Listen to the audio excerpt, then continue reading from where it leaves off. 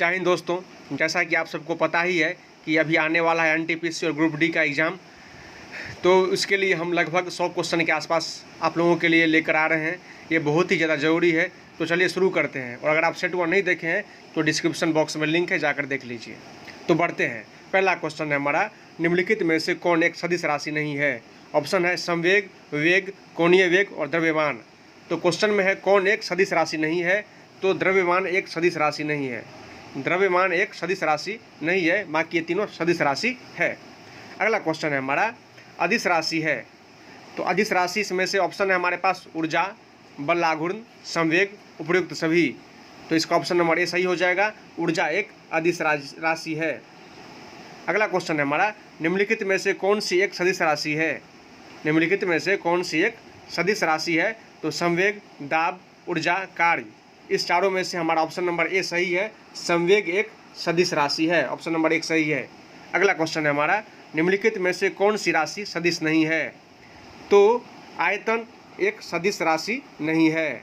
आयतन एक सदिश राशि नहीं है। अगला क्वेश्चन है हमारा, निम्नलिखित में सदिश राशि है। तो वेग, द्रव्यमान, समय और लंबाई में से जो ऑप्शन हमारा सही होगा वह होगा वेग। वेग एक सदिश राशि है। बढ़ते हैं अगले क्वेश्चन की तरफ।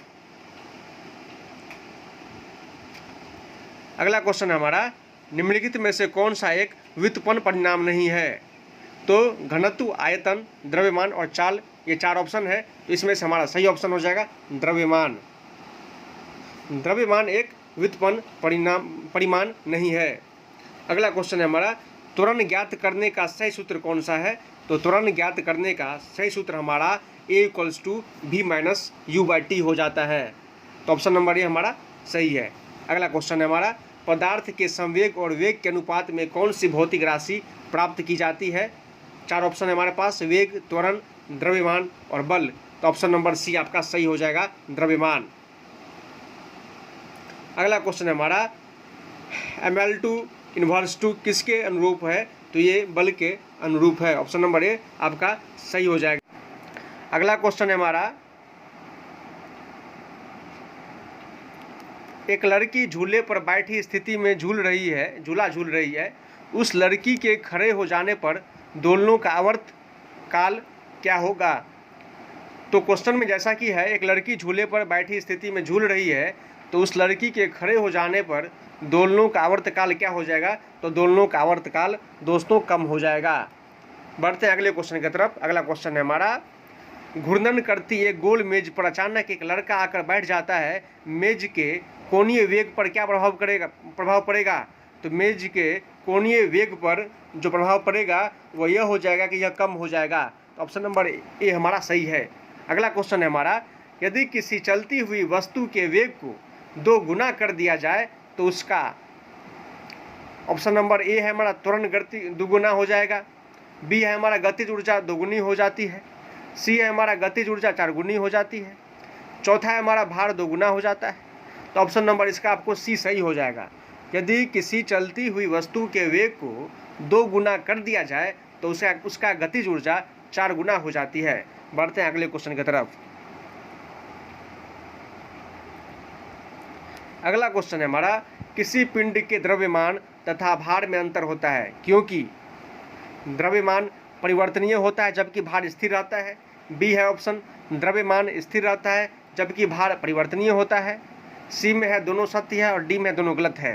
तो क्या हो जाएगा हमारा ऑप्शन? जैसा कि क्वेश्चन है, किसी पिंड के द्रव्यमान तथा भार में अंतर होता है क्योंकि द्रव्यमान स्थिर रहता है जबकि भार परिवर्तनीय होता है। तो ऑप्शन नंबर आपको बी इसका सही हो जाएगा। बढ़ते हैं अगले क्वेश्चन की तरफ। अगला क्वेश्चन है हमारा, किसी भी स्थिर या गतिशील वस्तु की स्थिति और दिशा में तब तक कोई परिवर्तन नहीं होता जब तक उस पर कोई बाह्य बल सक्रिय न हो। यह आपको न्यूटन का गति विषयक प्रथम नियम है। न्यूटन का गति विषयक प्रथम नियम है। तो ऑप्शन नंबर ए आपका सही हो जाएगा। अगला क्वेश्चन है हमारा, किसी असंतुलित बल द्वारा किसी पिंड में उत्पन्न त्वरण क्या होता है? तो बल के अनुक्रमानुपाती हो जाता है। तो ऑप्शन नंबर बी आपका सही हो जाएगा। बढ़ते हैं अगले क्वेश्चन की तरफ।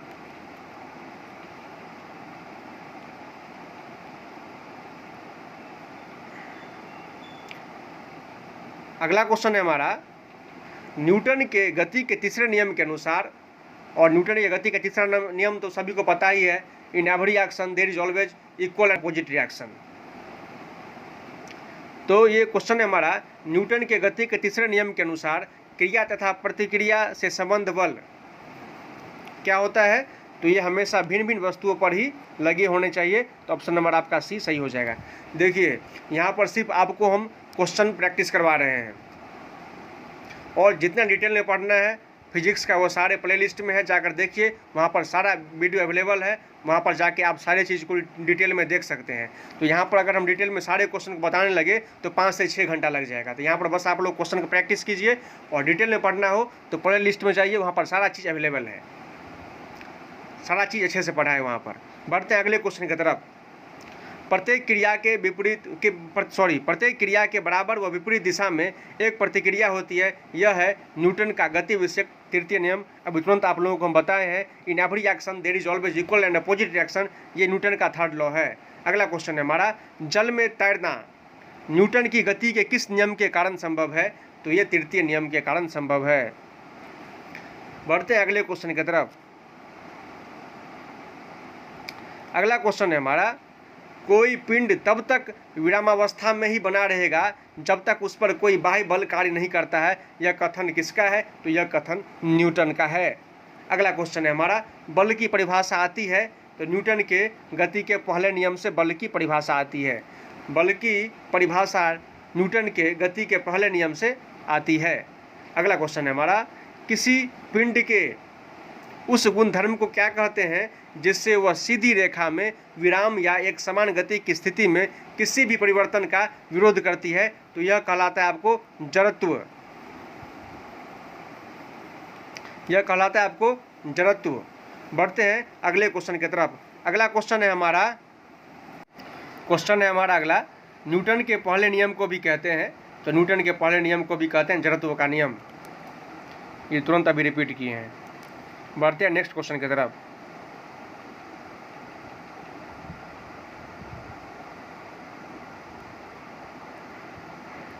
अगला क्वेश्चन है हमारा, गाड़ी खींचता हुआ घोड़ा किस बल के कारण आगे बढ़ता है? तो गाड़ी खींचता हुआ घोड़ा पृथ्वी द्वारा घोड़े के पैरों पर आरोपित बल से आगे बढ़ता है। तो ऑप्शन नंबर हमारा डी सही हो जाएगा। अगला क्वेश्चन है हमारा, चलती हुई बस जब अचानक ब्रेक लगाती है तो उसमें बैठे हुए यात्री आगे की दिशा में गिरते हैं, इसको किसके द्वारा समझाया जा सकता है? तो ये न्यूटन का पहला नियम है। ऑप्शन नंबर बी हमारा सही हो जाएगा। अगला क्वेश्चन है हमारा, रॉकेट किस सिद्धांत पर कार्य करता है? तो रॉकेट न्यूटन का तृतीय नियम के सिद्धांत पर काम करता है। बढ़ते हैं अगले क्वेश्चन की तरफ। अगला क्वेश्चन है हमारा, अश्व यदि एकाएक चलना प्रारंभ कर दे तो अश्वारोही के गिरने की आशंका का कारण है विश्राम जड़त्व, क्योंकि वो विश्राम में रहता है और अचानक से अगर वो चलना प्रारंभ कर दे तो वो क्या होगा, गिरने की आशंका ज़्यादा रहेगा उसमें। तो बढ़ते हैं अगले क्वेश्चन की तरफ। क्रिकेट का खिलाड़ी तेज़ी से आती हुई बॉल को क्यों अपने हाथ को पीछे खींच के पकड़ता है? वो इसलिए पीछे खींच के पकड़ता है ताकि बॉल विश्राम की स्थिति में आ सके। तो ये है आपका ऑप्शन नंबर ए सही है। बढ़ते हैं अगले क्वेश्चन की तरफ। क्वेश्चन है हमारा, निम्नलिखित में से किसे वर्गीकी का पितामह कहा जाता है? तो वर्गीकी का पितामह लिनियस को कहा जाता है। ऑप्शन नंबर सी सही हो जाएगा। अगला क्वेश्चन है, द्विनाम पद्धति के प्रतिपादक है? तो द्विनाम पद्धति के प्रतिपादक है लिनियस। ऑप्शन नंबर ए सही हो जाएगा। अगला क्वेश्चन है हमारा, सिस्टमा नेचुरा किसकी प्रसिद्ध पुस्तक है? सिस्टमा नेचुरा किसकी प्रसिद्ध पुस्तक है? तो यह लिनियस की प्रसिद्ध पुस्तक है। अगला क्वेश्चन है हमारा, पुष्पी पादपों को रखा गया है? तो पुष्पी पादपों को किस में रखा गया है? तो ये फैनरोगेमस में रखा गया है, इसे फैनरोगेमस में रखा गया है। बढ़ते हैं अगले क्वेश्चन की तरफ। अगला क्वेश्चन है हमारा, अपुष्पी पादपों को रखा गया है? तो अपुष्पी पादपों को रखा गया है क्रिप्टोगैमस में। तो ऑप्शन नंबर ए हमारा सही हो जाएगा। अगला क्वेश्चन है हमारा, वर्गीकरण की आधारीय इकाई है? तो वर्गीकरण की आधारीय इकाई है स्पेसीज। ऑप्शन नंबर हमारा सी सही हो जाएगा। बढ़ते हैं अगले क्वेश्चन की तरफ। अगला क्वेश्चन है हमारा, हाइड्रोफाइट्स होते हैं? तो हाइड्रोफाइट्स क्या होते हैं? तो जलीय पौधे, जो पौधे जल में होते हैं उसे हाइड्रोफाइट्स कहा जाता है। तो ऑप्शन नंबर हमारा बी सही हो जाएगा। बढ़ते हैं अगले क्वेश्चन की तरफ। अगला क्वेश्चन है हमारा, द्विनाम पद्धति का अभिप्राय है पौधों के नाम के दो शब्दों में लिखना जो बताते हैं उनके वंश तथा जाति। तो ऑप्शन नंबर आपका ए सही हो जाएगा। अगला क्वेश्चन है हमारा, जिन पौधों पर बीज बनते हैं किंतु पुष्प नहीं लगते। दोस्तों, जिन पौधों पर बीज बनते हैं किंतु पुष्प नहीं लगते हैं वह कहलाते हैं अनावृत बीजी। ऑप्शन नंबर हमारा बी सही हो जाएगा।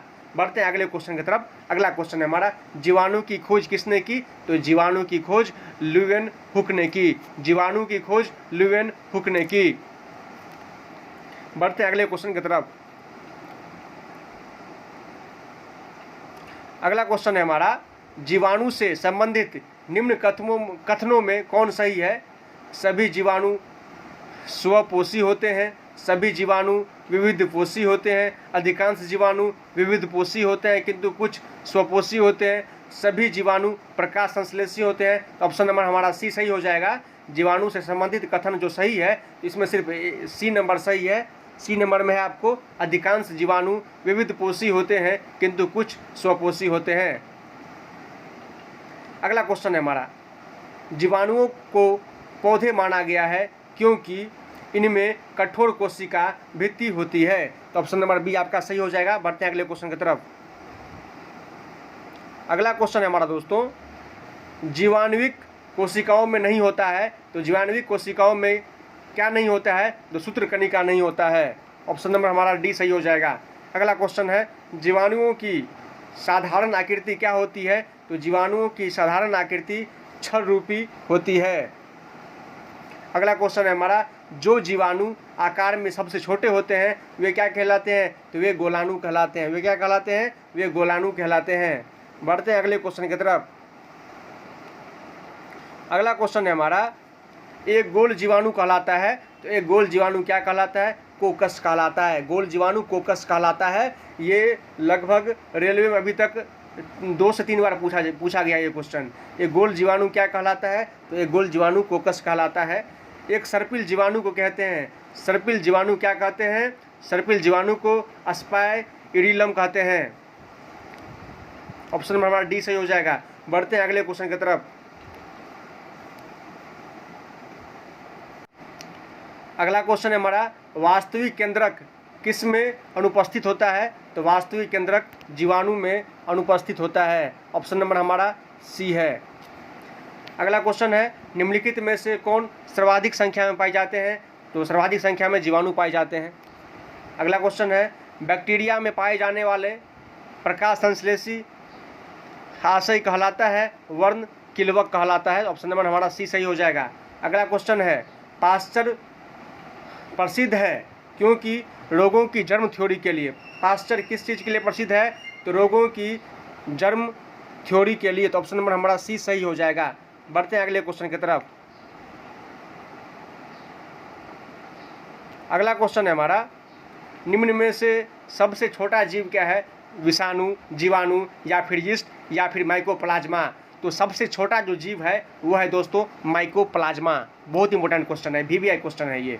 अगला क्वेश्चन है, जो जीवाणु सीधे ही वायुमंडलीय नाइट्रोजन को नाइट्रोजन के यौगिकों में बदलते हैं कहलाते हैं नाइट्रोजन स्थिरकारी जीवाणु। ऑप्शन नंबर हमारा सी सही हो जाएगा। अगला क्वेश्चन है हमारा, रूट नोड्यूलस पाई जाती है यानी कि मूल ग्रंथिकाओं पाई जाती है। तो ये कुछ लेग्यूमिनस पादपों तथा कुछ अन्य पौधों में ये पाई जाती है। ऑप्शन नंबर हमारा ए सही हो जाएगा। बढ़ते हैं अगले क्वेश्चन की तरफ। अगला क्वेश्चन है हमारा, अधिक नमक वाले आचार में जीवाणु जीवित नहीं रह पाते हैं क्योंकि ये जीव द्रव्य कुंचित हो जाते हैं और इस तरह से मर जाते हैं। ऑप्शन नंबर हमारा ए सही हो जाएगा। अगला क्वेश्चन है, मानव की आंत में पाए जाने वाले जीवाणु का नाम क्या है। बहुत इंपॉर्टेंट क्वेश्चन है ये। मानव की आंत में पाया जाने वाले जीवाणु का नाम है एशेरिचिया कोलाई। ऑप्शन नंबर बी सही हो जाएगा। बढ़ते हैं अगले क्वेश्चन की तरफ। अगला क्वेश्चन है हमारा, तपेदिक यानी कि टीबी यानी कि ट्यूबरकुलोसिस उत्पन्न करने वाला जीवाणु है। तो ट्यूबरकुलोसिस यानी कि तपेदिक उत्पन्न करने वाला जीवाणु जो है वो है माइकोबैक्टीरियम। क्या है, माइकोबैक्टीरियम। बहुत इंपॉर्टेंट ये क्वेश्चन था आपका, VBI है, ऑप्शन नंबर बी सही हो जाएगा, माइकोबैक्टीरियम। अगला क्वेश्चन है हमारा, भोजन की विषाक्तता उत्पन्न होती है, क्या चीज़ उत्पन्न होती है, तो क्लोस्ट्रीडियम बोटुलिनम द्वारा ये भोजन की विषाक्तता उत्पन्न होती है, ऑप्शन नंबर बी आपका सही हो जाएगा। अगला क्वेश्चन है हमारा, एंटीबायोटिक्स अधिकांशतया प्राप्त होते हैं, क्या चीज़ से एंटीबायोटिक्स अधिकांशतया प्राप्त होते हैं, तो ये जीवाणुओं से प्राप्त होते हैं, ऑप्शन नंबर हमारा सी हो जाएगा, जीवाणुओं से प्राप्त होते हैं। बढ़ते हैं अगले क्वेश्चन की तरफ। अगला क्वेश्चन है हमारा, यदि एक जीवाणु कोशिका प्रति 20 मिनटों में विभाजित होती है तो 2 घंटे में कितने जीवाणु बनेंगे, तो 2 घंटे में 64 जीवाणु बनेंगे, ऑप्शन नंबर डी आपका सही है। अगला क्वेश्चन है, नाइट्रोजन यौगिकीकरण में निम्नलिखित में से कौन सी फसल सहायक है, तो ये फली, ऑप्शन नंबर सी आपका सही है। बढ़ते हैं अगले क्वेश्चन की तरफ। अगला क्वेश्चन है हमारा, नाइट्रोजन स्थिरीकरण में लेग हीमोग्लोबिन का क्या कार्य है, तो यह ऑक्सीजन का अवशोषण करता है। यह क्या करता है, ऑक्सीजन का अवशोषण करता है। लेग हीमोग्लोबिन क्या करता है, तो ऑक्सीजन का अवशोषण करता है। अगला क्वेश्चन है, निम्नलिखित में से कौन सा रोग बैक्टीरिया से होता है, तो तपेदिक या फिर पीलिया या फिर चेचक या फिर मम्पस, तो जो बैक्टीरिया से जो रोग होता है वो है तपेदिक। बढ़ते हैं अगले क्वेश्चन की तरफ। अगला क्वेश्चन है हमारा, पदार्थ का परमाणु सिद्धांत किसने प्रतिपादित किया, तो पदार्थ का परमाणु सिद्धांत डाल्टन ने प्रतिपादित किया था। बढ़ते हैं अगले क्वेश्चन की तरफ। परमाणु के नाभिक का आकार क्या होता है, तो परमाणु के नाभिक का आकार 10⁻⁻15 m होता है, ऑप्शन नंबर डी हमारा सही हो जाएगा। निम्नलिखित में से कौन एक अस्थायी कण है, तो अस्थायी कण आपको न्यूट्रॉन हो गया। बढ़ते हैं नेक्स्ट क्वेश्चन की तरफ। अगला क्वेश्चन है हमारा, निम्नलिखित में से कौन सा एक किसी तत्व के परमाणु क्रमांक को सबसे सही निर्धारित करता है, तो इसमें हो जाएगा आपको प्रोटॉनों की संख्या, तो ऑप्शन नंबर आपका ए सही हो जाएगा। अगला क्वेश्चन है हमारा, परमाणु के नाभिक में निम्न कण होते हैं, परमाणु के नाभिक में निम्न कण होते हैं, तो इसका ऑप्शन है हमारे पास प्रोटॉन एवं न्यूट्रॉन, उसके बाद है प्रोटॉन एवं इलेक्ट्रॉन, इलेक्ट्रॉन एवं अल्फा कण, इलेक्ट्रॉन एवं न्यूट्रॉन, तो ऑप्शन नंबर हमारा ए सही हो जाएगा, प्रोटॉन एवं न्यूट्रॉन। ये परमाणु के नाभिक में होता है प्रोटॉन एवं न्यूट्रॉन, ऑप्शन नंबर ए हमारा सही हो जाएगा। बढ़ते हैं अगले क्वेश्चन की तरफ। अगला क्वेश्चन है हमारा, निम्नलिखित में से कौन एक आवेश रहित कण है, तो न्यूट्रॉन एक आवेश रहित कण है। अगला क्वेश्चन है, परमाणु में कौन से मूल कण समान संख्या में स्थित होते हैं, तो परमाणु में जो समान संख्या में स्थित होते हैं वो होते हैं इलेक्ट्रॉन तथा प्रोटॉन। इलेक्ट्रॉन तथा प्रोटॉन का संख्या जो है वो समान होता है, तो ऑप्शन नंबर हमारा बी हो जाएगा। बढ़ते हैं अगले क्वेश्चन की तरफ। अगला क्वेश्चन है हमारा, सबसे पहले इलेक्ट्रॉन के आवेश का सफलतापूर्वक निर्धारण किसने किया, तो मिलिकन ने किया, मिलिकन ने। बढ़ते हैं अगले क्वेश्चन की तरफ। अगला क्वेश्चन है हमारा, एक इलेक्ट्रॉन पर कितना आवेश होता है, ये तो आप लोगों को पता ही है और ये बहुत VBI है, बहुत VBI क्वेश्चन है ये। एक इलेक्ट्रॉन पर कितना आवेश होता है, तो एक इलेक्ट्रॉन पर -1.6 × 10⁻⁻19 कॉलम होता है, ऑप्शन नंबर ए हमारा सही हो जाएगा। बढ़ते हैं अगले क्वेश्चन की तरफ। रदरफोर्ड के प्रकीर्णन परीक्षण में किसकी मौजूदगी को सिद्ध किया है, तो रदरफोर्ड के प्रकीर्णन परीक्षण में परमाणुओं में न्यूक्लियस की मौजूदगी को सिद्ध किया है, तो ऑप्शन नंबर हमारा डी हो जाएगा। अगला क्वेश्चन है, परमाणु विद्युततः होते हैं उदासीन रूप से, ऑप्शन नंबर डी हो जाएगा। बढ़ते हैं अगले क्वेश्चन की तरफ। अगला क्वेश्चन हमारा बहुत ही VBI है, बार बार रेलवे में 3-4 बार पूछ चुका है अभी तक ये क्वेश्चन, और सभी कॉम्पिटिटिव एग्जाम SSC वगैरह समय में सारे में चीज़ में पूछते रहता है ये। तो क्वेश्चन है हमारा, इलेक्ट्रॉन की खोज की थी, तो इलेक्ट्रॉन की खोज की थी J.J. थॉमसन ने, ऑप्शन नंबर ए हो जाएगा। अगला क्वेश्चन है, प्रोटॉन की खोज किसने की, तो यहाँ पर जो आप लोग टिक मारेंगे वो मारेंगे प्रोटॉन की खोज किसने की, तो प्रोटॉन की खोज रदरफोर्ड ने की। ये गोल्डस्टीन आपका नहीं होगा। प्रोटॉन की खोज रदरफोर्ड ने की, और यहाँ पर तो ऑप्शन रदरफोर्ड है नहीं, एक है गोल्डस्टीन, एक है चैडविक, एक है थॉमसन, एक है फेराडे। तो आप लोगों को मैं बता दूं, जो पॉजिटिव चार्ज पार्टिकल का एग्जिस्टेंस है इसके बारे में गोल्डस्टीन ने बताया था, और रदरफोर्ड ने पॉजिटिव पार्टिकल का नाम दिया था और बोला था कि ये प्रोटॉन है। तो इसलिए यहाँ पर रदरफोर्ड तो है नहीं, इसलिए गोल्डस्टीन को ही टिक मार देंगे। बढ़ते हैं अगले क्वेश्चन की तरफ। आपको हम क्लियर कर दिए, और एक चीज़ आप लोगों को बता दूं मैं, ये जो आपका सेट प्रैक्टिस चल रहा है डेली लगभग 100 क्वेश्चन का आएगा, इसमें हम सिर्फ क्वेश्चन का आपको आंसर बताएंगे और अगर डिटेल में बताने लगे तो 5 से 6 घंटा का ये वीडियो बन जाएगा। तो डिटेल में देखना हो तो सारा हमारा प्ले लिस्ट में अवेलेबल है, वहाँ से जाके सारे सब्जेक्ट का आप देख सकते हैं। चलिए बढ़ते हैं अगले क्वेश्चन की तरफ। अगला क्वेश्चन है हमारा जेम्स चैडविक ने, बहुत इंपॉर्टेंट है दोस्तों ये, जेम्स चैडविक ने निम्नलिखित में से किसकी खोज की थी? तो जेम्स चैडविक ने न्यूट्रॉन की खोज की थी, न्यूट्रॉन की खोज। अगला क्वेश्चन है निम्न में से कौन से वैज्ञानिक किसी मूल कण की खोज से जुड़े हैं? तो सत्येंद्र नाथ बोस, ऑप्शन नंबर हमारा सी सही हो जाएगा। अगला क्वेश्चन की तरफ बढ़ते हैं। अगला क्वेश्चन है हमारा पॉजिट्रॉन के खोजकर्ता है, तो पॉजिट्रॉन के खोजकर्ता का नाम है एंडरसन, बहुत भी क्वेश्चन है ये। अगला क्वेश्चन है परमाणुवीय नाभिक किसने खोजा था? तो परमाणुवीय नाभिक रदरफोर्ड ने खोजा था, ऑप्शन नंबर ए हमारा सही हो जाएगा। अगला क्वेश्चन एक भारतीय वैज्ञानिक जिसका नाम एक विशिष्ट मूल कण के साथ जुड़ा है, तो वो है बोस। बढ़ते हैं अगले क्वेश्चन की तरफ। अगला क्वेश्चन है हमारा दोस्तों बहुत ही इंपॉर्टेंट है, ये बार बार अभी भी 2 से 3 बार रिपीट हो चुका है। न्यूट्रॉन का पता लगाने वाले वैज्ञानिक का नाम? तो चैडविक। चैडविक का पूरा नाम क्या था? तो James Chadwick, option number A हमारा सही हो जाएगा। अगला क्वेश्चन है निम्नलिखित में से किस परमाणु के नाभिक में न्यूट्रॉन नहीं होता है? तो हाइड्रोजन में न्यूट्रॉन नहीं होता है। अगला क्वेश्चन इलेक्ट्रॉन के तरंग प्रकृति की खोज सर्वप्रथम किसने की? तो डी ब्रोगली ने की। इलेक्ट्रॉन के तरंग प्रकृति की खोज डी ब्रोगली ने की। बढ़ते हैं अगले क्वेश्चन की तरफ। अगला क्वेश्चन है हमारा तत्व के सबसे छोटे भाग को क्या कहते हैं? तो तत्व के सबसे छोटे भाग को परमाणु कहते हैं। बढ़ते हैं अगले क्वेश्चन की तरफ। अगला क्वेश्चन है हमारा डाल्टन के परमाणु सिद्धांत के अनुसार कौन सा सबसे छोटा कण स्वतंत्र रूप से रह सकता है? तो ये हमारा परमाणु हो जाएगा, ऑप्शन नंबर बी हमारा सही हो जाएगा। अगला क्वेश्चन है किसी परमाणु का रासायनिक व्यवहार निर्भर करता है उसके न्यूक्लियस के गिर्द घूम रहे इलेक्ट्रॉनों की संख्या पर, तो ऑप्शन नंबर हमारा सी सही हो जाएगा। बढ़ते हैं अगले क्वेश्चन की तरफ।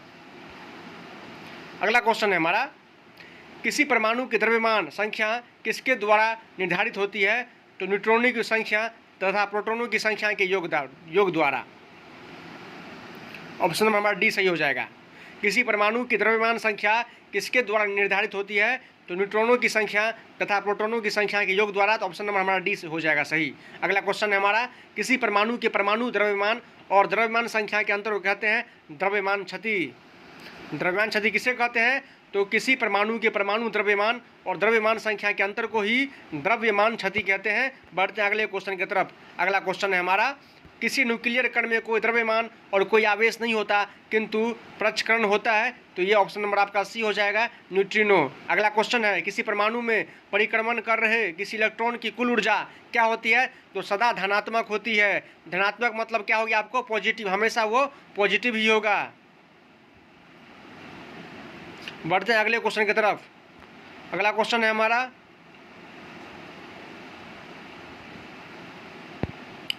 किन किरणों के परिकर्णन से नाभिक के आकार का आकलन किया जा सकता है?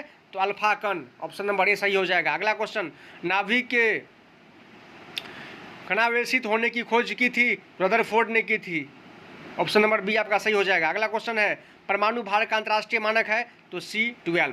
परमाणु भार का अंतर्राष्ट्रीय मानक जो है वो है C12, बहुत इंपॉर्टेंट है। अगला क्वेश्चन है पॉजिट्रॉन किसका प्रतिकण एंटी पार्टिकल है? तो पॉजिट्रॉन है आपको ये जो प्रतिकण है यह इलेक्ट्रॉन का, ऑप्शन नंबर ए हमारा सही हो जाएगा। अगले क्वेश्चन की तरफ बढ़ते हैं।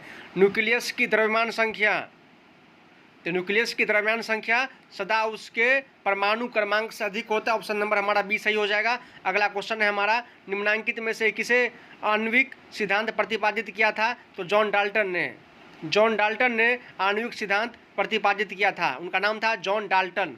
बढ़ते हैं अगले क्वेश्चन की तरफ। अगला क्वेश्चन जो कि हम आज का लास्ट क्वेश्चन होगा हमारा, फिर मिलेंगे नए क्वेश्चन के साथ नए वीडियो में। तो हमारा क्वेश्चन है फोटोन की ऊर्जा संवेग तथा वेग में सही संबंध है, जो कि फोटोन की ऊर्जा ई है, संवेग पी तथा वेग सी में सही संबंध क्या है? तो P = E/c, ऑप्शन नंबर हमारा डी सही हो जाएगा। तो दोस्तों आज के लिए इतना ही, मिलते हैं अब आप लोग से नेक्स्ट वीडियो में, तब तक के लिए बाय। जय हिंद, जय भारत।